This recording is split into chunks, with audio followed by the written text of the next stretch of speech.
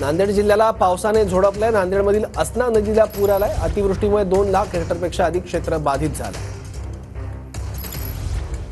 अतिवृष्टीमुळे 2 लाख हेक्टरहून अधिक क्षेत्राचं नुकसान झालंय। पिकं पाण्याखाली गेली आहे, शेती पाण्याखाली गेली आहे। नांदेड जिल्ह्याला पावसाने झोडपलाय।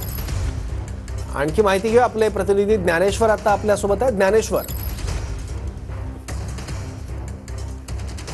निश्चित सर्व आपण जर बघितलं तर गेल्या 3 दिवसापासून मराठा आणि विदर्भात जे ते पावसानं हाहाकार उडवला होता आणि नांदेड जिल्ह्यातही तीच परिस्थिती आहे। आता मी नांदेडच्या आसना नदीवर आहे। आपण जर बघितलं तर कालपासून जे ते पावसानं विश्रांती दिली होती, त्यामुळे नागरिकांना दिलासा मिळाला होता। मात्र पुन्हा पावसाला सुरुवात झाल्याने आसना नदी जे आहे ते धोक्याची पातळी ओलांडून वाहताना पाहायला मिळत होती। खरं तर जे आहे ते सकाळी आसना नदीचा पूर जो आहे तो ओसरत होता, त्यामुळे जे आहे ते नागरिकांच्याही जीवात जीव आला होता। मात्र पुन्हा पाऊस सुरू झाल्याने पुन्हा जे आहे ते धोकादायक परिस्थिती निर्माण होण्याची शक्यता आहे।